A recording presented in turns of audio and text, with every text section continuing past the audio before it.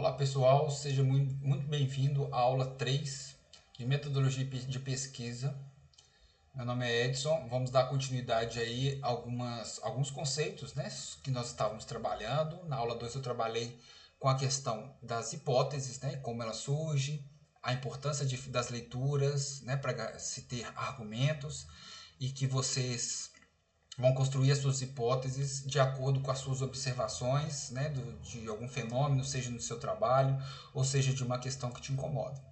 Na aula 3, nós vamos abordar a questão dos elementos complementares das pesquisas, que são as variáveis. Vou abordar sumariamente, né, que existem alguns tipos de variáveis e que vocês possam aí complementar nas leituras dos capítulos que estão designados para a aula 3, assim como na aula 2. Aqui é uma síntese, pessoal. Nada substitui a leitura dos capítulos, ok?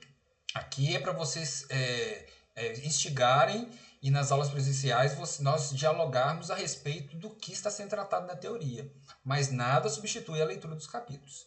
Então, trazendo um pouco aí do que seria variável, a variável então ela é discernível de um objeto, né, de pesquisa que envolve a construção de hipóteses. Então, levantando as hipóteses, vão aparecer algumas variáveis.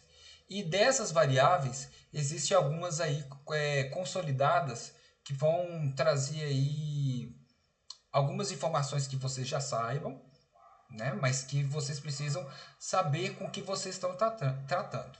Dentre elas, são as variáveis, por exemplo, que são variáveis de antecedentes, por exemplo, que trata de desorganização familiar.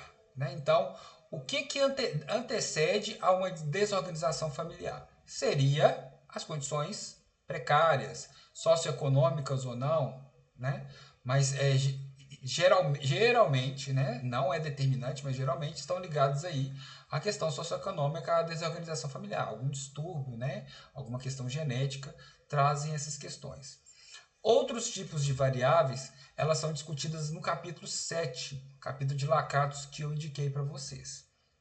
Então, algumas das variáveis que podem ser independentes, que são a idade, né, que não é que ela é mutável, a cor de pele, por exemplo, né, branco, pardo, negro, são aquelas condições que não sofrem modificações ao longo do tempo. Né? Então, nós temos que ter cuidado para esclarecer. Você vai trabalhar aí com um determinado grupo social, né? Então, está implicado aí nas suas pesquisas, nesse recorte que você vai fazer teórico, essas variáveis, né? Estou trazendo aí as variáveis de antecedente e as variáveis aí independentes nesse primeiro momento. Leituras complementares desse capítulo vão trazer algumas variáveis e que vocês vão, ao longo da disciplina, vão trazer aí, nós vamos argumentar os impactos dessas variáveis nos seus trabalhos. Mas essas duas, inicialmente, estou trazendo que são as que mais impactam, né? A religião também, ela é mutável, então ela não é independente, ela é dependente. Mas essas condições de fenotípicas que podem ser alteradas na pessoa, elas são dependentes. E as independentes é que elas não sofrem modificações. O que eu quero tratar com vocês nesse momento são algumas questões da escrita acadêmica. Percebo que na troca de informações com vocês existe uma angústia muito grande na questão da escrita e, obviamente, eu estou apresentando a questão metodológica para vocês, que é extremamente importante, que vai trazer aí um embasamento para vocês terem uma noção de como realizar a pesquisa, né, das boas práticas, mas eu vou apresentar nessa aula gravada algumas questões que vocês possam refletir sobre a escrita acadêmica, ok? Então, os estágios aí da escrita acadêmica, ela vai passar pela introdução. Pergunta a vocês, a introdução, ela é um dos estágios da escrita, mas ela é o estágio final. Comentei em algumas aulas presenciais que a introdução é o último nível da sua pesquisa. Por quê? Para se escrevê-la, você precisa ter passado por todos os estágios metodológicos da sua pesquisa para voltar novamente a escrevê-la. Vocês terão um trabalho prático que é escrever a introdução. Obviamente é um exercício, mas na prática nós escrevemos a introdução por último. Por quê? Porque a introdução é uma síntese de tudo aquilo que você conseguiu alcançar na sua pesquisa acadêmica. Mas eu já estou trazendo aqui para vocês algumas questões para vocês pensarem. Então, os estágios de uma introdução, ela passa principalmente por uma declaração geral ou declarações gerais, porque ela vai fornecer o contexto em que você vai apresentar a sua pesquisa. O que é a sua pesquisa? Minha pesquisa trata de um recorte, que é pesquisar um determinado grupo de pessoas e por que eles não se ascendem a determinada carreira. Minha pesquisa trata das questões de ferramentas tecnológicas na minha instituição e que eu busco abordar os impactos positivos e negativos dessa ferramenta no meu ambiente de trabalho. Minha pesquisa trata-se de uma lei específica e essa lei, quais os impactos que essa lei traz na vida do servidor ou traz na vida da população em geral. Outro tipo de pesquisa que vocês, né, já estão trazendo aí nos trabalhos que vocês estão realizando, que é a questão tecnológica, a questão de grupos sociais, de gênero, a questão voltada para grupos minoritários, né, quais os impactos de uma determinada ação policial a esses grupos minoritários, por exemplo. Quais impressões, né, do poder judiciário, do poder executivo sobre a ação da polícia ou sobre a ação institucional a qual eu pertenço. Ok? Então, a introdução ela abarca essa questão de trazer um contexto que a sua pesquisa será realizada. Lembro a vocês, tratem de recortar e informar o leitor. Um recorte espaço-temporal. A pesquisa acontece do ano tal ao ano tal, na cidade de Belo Horizonte, na cidade, né, do estado de Minas Gerais. Você precisa situar o leitor em qual localidade, em qual espaço de tempo vocês estão tratando a sua pesquisa. Ok? Isso é importantíssimo. O segundo item aí é você trazer maior especificidade de sua pesquisa. Ok, apresentei aí inicialmente o contexto da minha pesquisa, né, de uma maneira geral. Agora eu vou afunilar. Olha, determinados autores trabalharam com esse tema, alcançaram esses resultados, mas eu pretendo avançar nessas questões ou discutir essas questões que não foram abordadas aí no trabalho de outros pesquisadores, né? Preencher essa lacuna, como é um jargão muito conhecido aí na pesquisa. O terceiro item é indicar a necessidade de mais investigação. É exatamente o que eu acabei de falar. A lacuna que você vai preencher. Olha, os autores tal avançaram nessas questões, mas eu pretendo avançar nessa questão específica. Pessoal, não é necessário reinventar a roda. Diversas pessoas possivelmente já pesquisaram sobre o seu tema. O que você vai fazer é um levantamento bibliográfico do que você tem do seu tema, fazer uma análise crítica desse autor, fazer as referências a esses autores que abordam o tema e trazer aí o que você tem de novo nessa pesquisa. Olha, eles pesquisaram diversas camadas desse tema, mas eu pretendo abordar essa camada específica. Isso seria o terceiro tópico, que é indicar a necessidade de mais investigação. É o que você vai fazer na sua pesquisa. O quarto item é trazer ainda mais uma especificidade. O propósito da minha pesquisa é trabalhar com esse determinado grupo, ou determinada lei, ou determinada ferramenta tecnológica, podendo ou não trazer aí um impacto significativo na vida das pessoas, né? Ou uma crítica a essa ferramenta que está sendo utilizada, né? Por você. E o quinto item é uma justificativa para a realização desse estudo, né? Meu estudo, ele busca trazer esse tipo de crítica ou esse tipo de inovação, né? Mas é um item opcional que depende aí muito do tema de cada um que está do seu tema de pesquisa que você está abordando, ok? Avançando um pouco mais, então na revisão bibliográfica ou na pesquisa bibliográfica que vocês estão fazendo, nada mais é do que continuar o processo de fornecer informações básicas para compreender o estudo. Vocês, como pesquisadores, né, a pós-graduação, ela tem o caráter de formar novos pesquisadores e, para isso, vocês precisam demonstrar que uma revisão de bibliografia foi feita e que você tem conhecimento do tema específico a ser abordado. Esse é o objetivo central da revisão bibliográfica. Por isso vocês estão cursando as disciplinas da academia. Por isso vocês estão fazendo trabalhos de resenhas críticas. Por quê? Porque no seu trabalho de TCC, você vai demonstrar ao leitor e à banca que será a sua avaliadora que você fez uma revisão mínima da temática que está sendo abordada. Ok? Então, continuando. Então, ela garante aos leitores que você está familiarizado com o tema. Olha aí.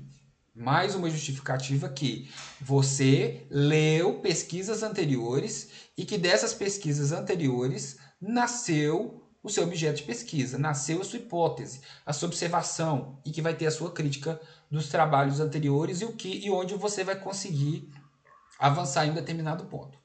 Então, ela estabelece também um elo entre o estudo de campo e a cadeia de pesquisa. Se o seu trabalho está voltado aí para analisar a necessidade, né, de ir a campo, analisar um determinado grupo ou de uma determinada fenômeno, você tem aí essa conexão entre teoria e prática. Por isso, metodologia é necessário para que você utilize a ferramenta correta naquilo que você pretende pesquisar.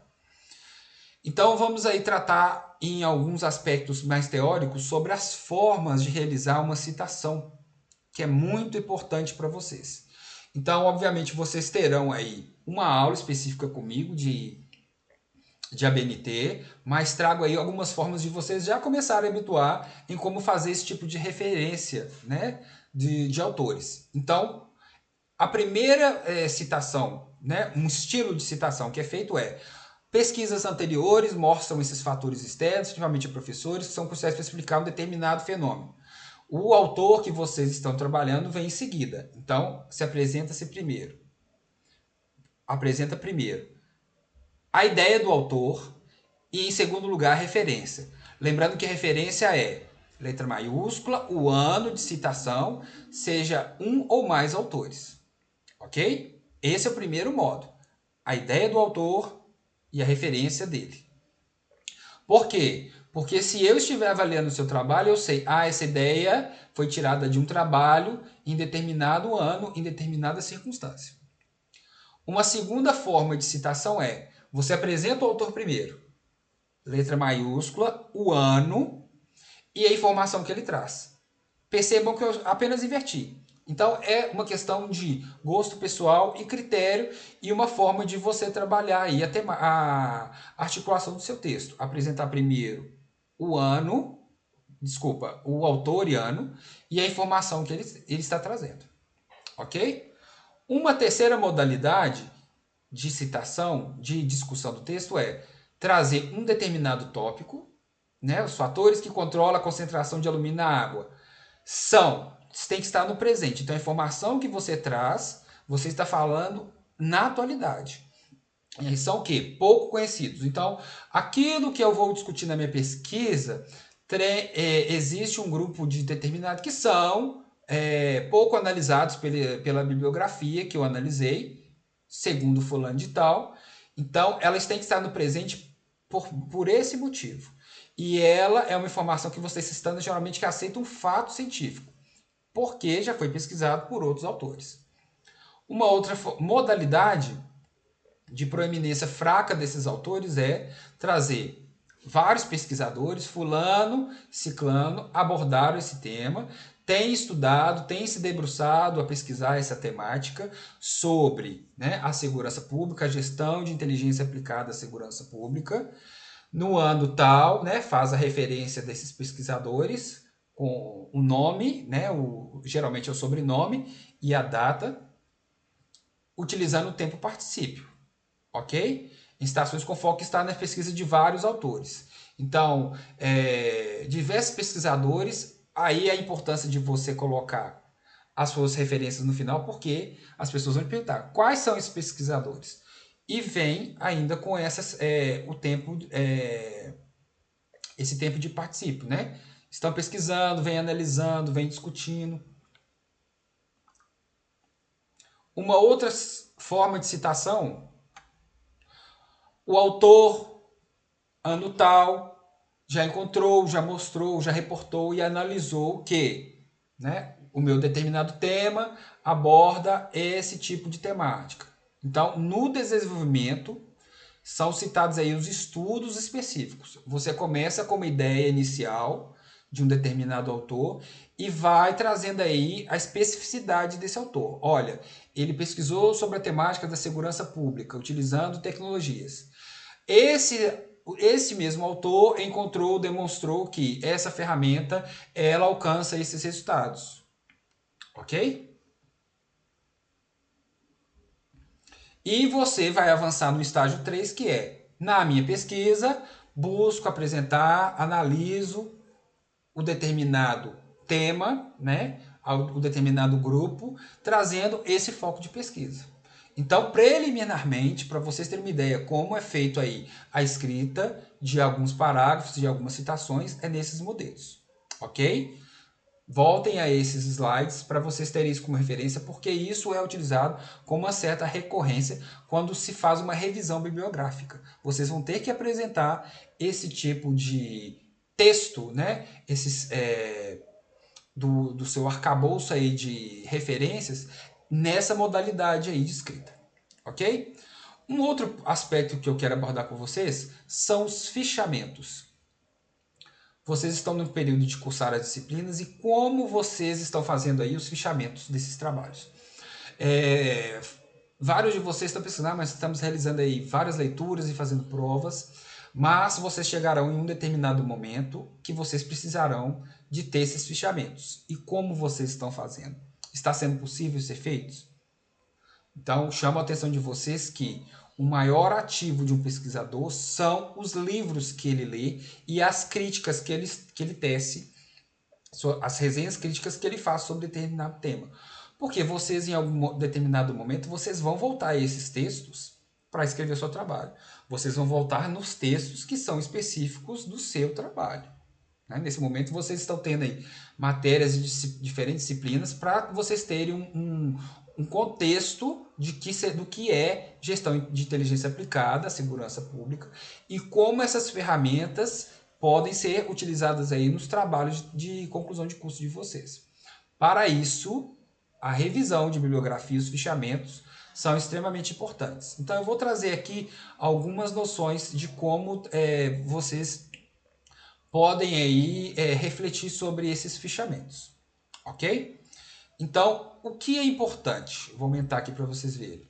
Então, vocês têm uma promessa a ser cumprida. A promessa é trazer um tema de pesquisa. Eu prometo discutir um determinado tema, com foco em determinada situação, levantando determinadas variáveis, que é discutir as ferramentas tecnológicas que são utilizadas na segurança pública, por exemplo, por um determinado grupo de policiais no estado de Minas Gerais. Então, esses são os recortes que você faz desde a hipóteses variáveis, e vai apresentando o leitor aí. Ok? Para isso, para você ter uma promessa e apresentar à sua banca o seu título, a promessa que foi feita e como você pagar essa promessa, geralmente acabamos aí, né, voando em círculos. Lemos várias coisas que não têm relação nenhuma com o nosso tema e seguimos aí numa leitura sem fim. Não é possível esgotar todas as leituras, pessoal. Isso aí é fato. O que temos de PDFs hoje para leituras estão na ordem do infinito. Então, se atentem aí a fazerem leituras direcionadas do seu tema, foquem nelas, tentem fazer o máximo de resenhas possíveis e tentem registrá-las. O ativo de um pesquisador são as leituras que ele faz, as impressões que ele deixa sobre esses temas. Não confiem na memória de vocês, porque a nossa memória é falha. Então, registrem, ok? Então, não fiquem voando aí nesse número de leituras que vocês estão fazendo. Tentem focar em leituras que tragam segurança para você, mas leituras específicas do seu tema. E como vocês vão potencializar essas leituras? Buscando aí fazer uma promessa que é o tema de pesquisa, saber buscar o que você vai pesquisar. É o que eu estou comentando, que são as leituras direcionadas. Busque focar em leituras do seu tema. Ler e registrar. Não se esqueçam disso. Se vocês começam a registrar, saibam que o trabalho de conclusão de curso ele vai ter um final feliz, porque vocês se debruçaram em leituras que vão trazer argumentos. Se você não registra, infelizmente, você vai ter sérios problemas aí para discutir, porque nós não temos aí essa memória atrofiada, né? Então, leitura prévia específica, leitura te dá repertório, clareza e aprofundamento desse seu tema. Os fichamentos devem ser progressivos, porque eles vão começar com leituras mais abrangentes da temática, é o que vocês estão vendo aí nas disciplinas da pós, mas que vocês vão afunilando aí ao longo do tempo. E o que eu disse é o maior ativo do acadêmico. Então, a promessa. A promessa que você está fazendo é: eu prometo pesquisar sobre um determinado tema. Isso é decisivo. Então, muitos de vocês já têm um direcionamento da pesquisa. Eu vou para a área tecnológica pesquisar sobre um determinado tema. Vou pesquisar sobre um determinado grupo onde eu atuo e eu quero analisar o impacto aí de uma determinada ferramenta ou quais as impressões, quais são os fenômenos que são observados desse determinado grupo de pessoas na instituição com a qual pertenço. Então, vocês estão aí nesse momento. Então, é decisivo aí vocês fazerem essas escolhas, tá? E que já estejam aí avançados nessa questão. Então, a prática de levar a essa promessa com menos leitura é quando você faz leituras mais direcionadas. Então, ler bibliografias que vão, de fato, pagar essa promessa do seu tema já escolhido, como eu mencionei, e fazer as suas promessas alinhadas. Não adianta você prometer que vai fazer uma determinada pesquisa de um tema e as suas leituras estão caminhando para outra coisa. Porque eu achei interessante, quero fazer a leitura aí para ter mais argumentos, mas não são direcionados ao seu tema. Elas podem ser feitas em um outro momento. Só que você está consumindo seu precioso tempo com leituras que não vão direcionar aí para a sua escrita. E lembre-se, a gente só consegue escrever quando tem repertório. E esse repertório só vem das leituras que estão sendo feitas. Ok? Eu reforço isso com vocês porque quem já passou por isso, eu já tive esses momentos. Então é importantíssimo que pesquisadores mais experientes tragam e reforcem essa informação para vocês no final da pesquisa não sofrerem. Pessoal, existem casos de pessoas que passam 3, 4 anos pesquisando um determinado tema e como ela se afogou, né, literalmente, em fazer leituras de temas muito abrangentes que não é o tema específico da promessa que ela quer pagar, ela está com problema de prazo. Em um doutorado, que são 4 anos, a pessoa não consegue terminar. Imagino vocês que têm 1 ano e meio ou 2 anos para a entrega de um trabalho. Então, o tempo é escasso. Não reinventem a roda. Façam leituras direcionadas. Então, uma das promessas, um exemplo de promessas que vocês podem começar a fazer, eu tenho um determinado interesse em um determinado tema. Então, eu prometo analisar, um exemplo banal, os tetos ilusionistas sob a perspectiva dos cânones artísticos que circundam a capitania de Minas. Essa foi uma promessa geral que foi feita na minha pesquisa. Como é que eu paguei essa promessa? Quebrando em capítulos, né, que vão culminar aí em analisar esses tetos. Então, eu fiz uma pesquisa direcionada do contexto histórico, social, cultural desses sujeitos. Depois eu analisei quais o que eles tiveram de acesso à informação desse tema, como que eles aprenderam a pintar, quais as pessoas se relacionaram, o vínculo deles com as irmandades religiosas. Então, assim, é um encadeamento de ideias que vocês vão fazer também, né? Do geral até as promessas menores para conseguir argumentar e pagar a promessa inicial que vocês fizeram. Ok? Então, uma virada de mesa que vocês precisam ter para começar a ter repertório e a leitura é fazer pequenas promessas. Se vocês já têm a promessa, né, do trabalho, do TCC, que é central, ótimo. Mas tem gente que não tem. Então comecem a quebrar as promessas, a promessa principal, ou já criar promessas fragmentadas que serão utilizadas no TCC. Apresenta aí uma promessa que apresentar o contexto histórico, a promessa que apresentar a ferramenta tecnológica, a promessa fragmentada, as pessoas que vocês pretendem analisar, né? O tipo de instituição que será analisada, um determinado foco a esse tipo de pessoas ou instituições que serão analisadas. Então, faça pequenas promessas que levam à promessa central. Então, tragam aí citações de qualidade. As citações de qualidade são argumentos de textos anteriores, né, de pessoas que nos antecedem, que já pesquisaram sobre determinado tema. Então, façam resenhas e tragam as ideias que vocês acham cruciais para a sua pesquisa. E realizar a leitura de um texto, o registro de um acervo de fichamento de ideias de qualidade. É o que é o grande ativo do pesquisador, né? Fazer a leitura de um livro, pegar a ideia central, fazer uma crítica, registrar. Ok?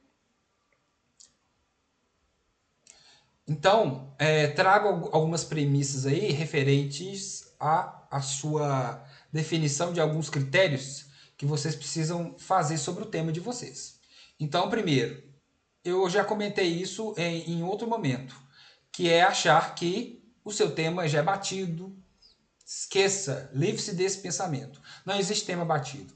Existem temas que já foram discutidos, mas com um viés diferente. Então, o seu objetivo é autor tal, autor 1, 2 e 3 já discutiram a temática, mas eu pretendo seguir a linha dessa temática. Então, essa é a inovação do seu trabalho. Não é reinventar a roda. É pegar os trabalhos que já foram feitos e trazer uma abordagem diferente com as leituras que vocês estão fazendo. Então, no segundo item faça leitura sobre artigos e livros. Pesquisem aí, revista da Cadepol, né, plataformas que tragam aí artigos acadêmicos, livros que vão trazer aí repertórios para vocês. Nunca subestime a limitação da sua pesquisa. Então, a sua pesquisa ela não tem o caráter de dar uma resposta final e definitiva para um determinado assunto. Você vai observar, analisar e tecer comentários de um tema. E até mencionar, olha, meu trabalho conseguiu chegar até um determinado ponto. Estava em aberto, né, para que outras análises sejam feitas, outras críticas sejam feitas. Ok? Avançando aí. No item 4. Identifica assuntos atuais que despertam o interesse da comunidade acadêmica. Isso é interessantíssimo para vocês agora, porque vocês estão na fase de escolher um orientador. E o orientador, ele vai se pautar por trabalhos que estejam alinhados à sua temática. Então, se você tem um determinado tema e existe algum professor que você deseja ser orientado por ele, faça uma abordagem do seu trabalho, alinhe a sua temática com a desse orientador. Ok? Para isso, crie hipóteses e observações que estejam voltados às pesquisas desse orientador.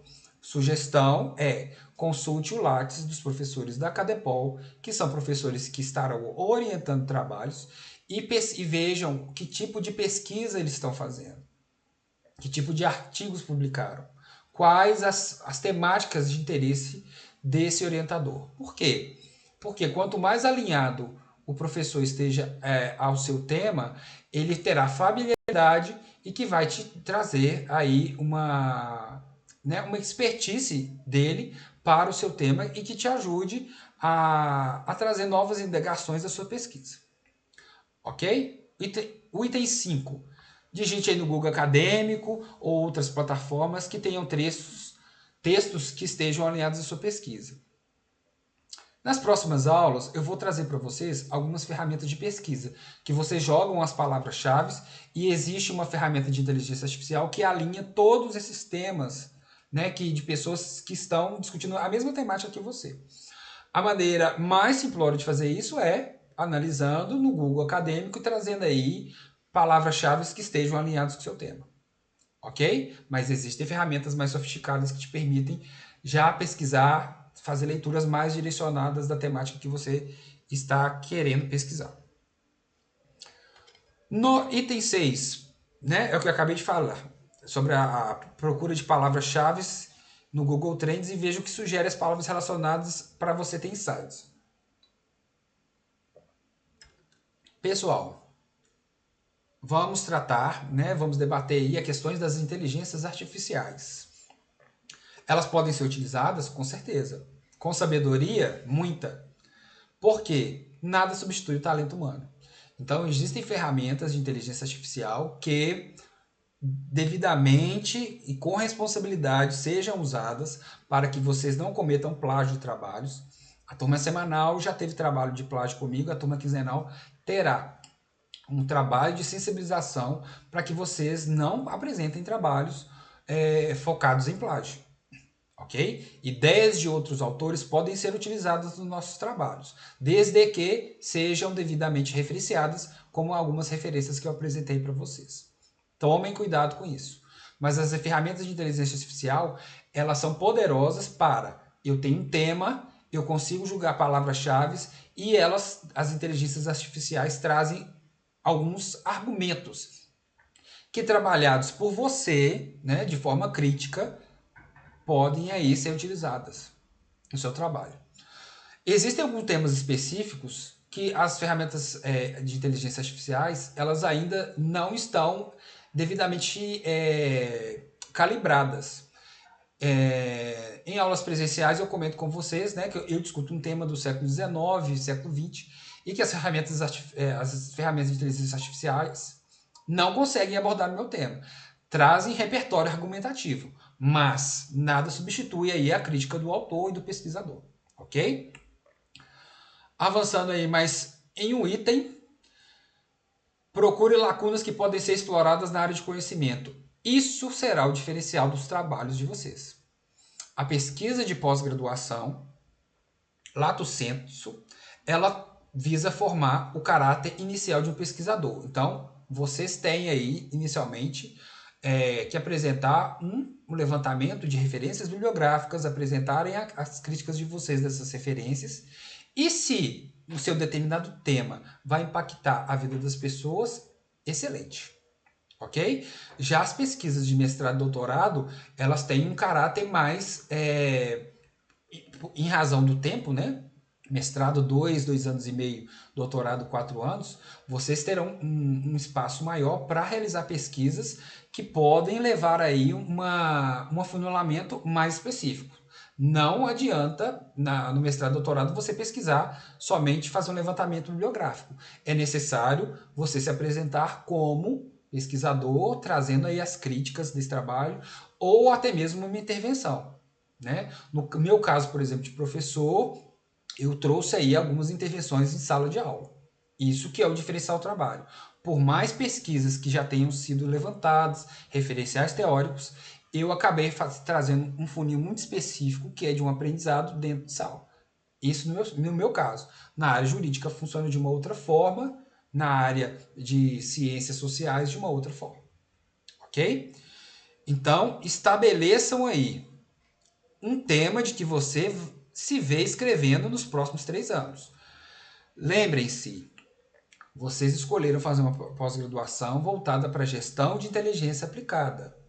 Esse é o foco do trabalho. Vocês terão que ter gosto. Procure um tema que traga satisfação para vocês, porque trabalhar com um tema que você não gosta é extremamente complicado, né? Torna-se um fardo. Então, escolha um tema que seja agradável para você que dará continuidade à pós-graduação, no mestrado e doutorado. Se é um tema que você pretende levar para futuras pesquisas, aborde isso na pós-graduação e aprofunde nessa temática em trabalhos futuros, ok? Mas escolha, reforço para vocês. Escolha um tema que seja do seu agrado, escolha um tema que seja voltado às suas práticas na sua instituição, que é o objetivo da Cadepol, formar aí pesquisadores e conhecer, né? A Cadepol tem o interesse de conhecer trabalhos que estejam relacionados e como acontece as práticas de vocês e como vocês trabalham essa temática aí com esse cadebol aí de informação que a academia está trazendo para vocês fazerem um trabalho de excelência. Então, pessoal, nessa aula 3, eu busquei mesclar um pouco dessas informações aí da escrita do fechamento. Vou apresentar para vocês uma questão de modelos de fechamento. Não adianta eu falar sobre fechamento e não abordar para vocês como eles podem ser feitos. Então, um exemplo inicial que eu trago para vocês, esse é um tipo de fechamento que eu abordo, está voltado para a minha área temática, tá? Mas vocês podem aí moldar ao gosto de vocês. Por quê? Quando eu comecei a fazer isso, de fazer os meus fechamentos obedecendo a uma árvore de etiquetas, e eu vou mostrar para vocês como funciona, isso facilita muito a localização no futuro de determinados temas. Por exemplo, eu determinei um determinado tema, eu coloco com um nome, e esse nome vão ter diversos artigos relacionados a esse tema central, e que um artigo de Word, vocês conseguem fazer rapidamente a localização de determinado artigo. Eu li esse artigo em determinado momento. Então, a árvore de etiqueta serve para isso. Vou colocar na tela novamente. Lembrando que isso é apenas um modelo, né? Vocês podem aperfeiçoar aí ao interesse de vocês. Então, eu criei aqui, por exemplo, ao todo 11 etiquetas, que são na minha área de atuação, né? Educação. E eu tenho aí diversas etiquetas que são numeradas de árvore de etiquetas de 1 até 11, de determinados temas. E logo embaixo, é um sumário central, né? E depois eu vou para as árvores de etiquetas em que eu tenho na árvore de etiqueta Educação Geral. Aqui eu vou colocar as referências voltadas, obedecendo às normas técnicas da BNT. Então, se você ler um artigo, se você ler um livro, já coloque aí sobrenome do autor em caixa alta, vírgula, nome do autor com a primeira letra maiúscula, título do artigo ou do livro, editora, número de páginas e demais referências que obedeçam a uma ordem. Por quê? Isso vai facilitar demais para vocês na hora que vocês estiverem escrevendo. Vocês colocam essa árvore de etiqueta. Eu quero lembrar sobre um determinado tema que eu pesquisei, mas não lembro o artigo. Você vai lá pela árvore de etiqueta, rapidamente você localiza. Quisera eu se eu tivesse feito isso já no início da pós-graduação, né? Mas isso é o tempo, a experiência, vendo aí outros pesquisadores que realizam esse tipo de etiqueta. Esse é o referencial utilizado aí de um pesquisador, no qual foi interessantíssimo essa árvore de etiqueta que ele utiliza, e estou trazendo aí para vocês, que ele chama Felipe Assensi. Mas é extremamente útil, né, para nós pesquisadores utilizar essa árvore de etiquetas. Esse é o modelo. O outro modelo é esse, pessoal, em que ele é muito parecido com o anterior.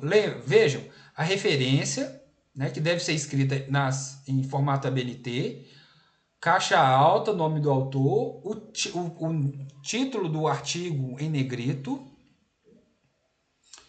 e as referências onde ele foi publicado, ano e data. E na citação, vocês colocam aí, registrar e selecionar o trecho da leitura do vídeo ou do áudio, colocando o número da página que vocês têm, que vocês leram. E na coluna da direita, quais são as suas compressões? Escrevendo aí a compressão da seleção que você fez. Né? Selecionei uma determinada citação, olha, a citação é legal, vou utilizá-la no meu trabalho.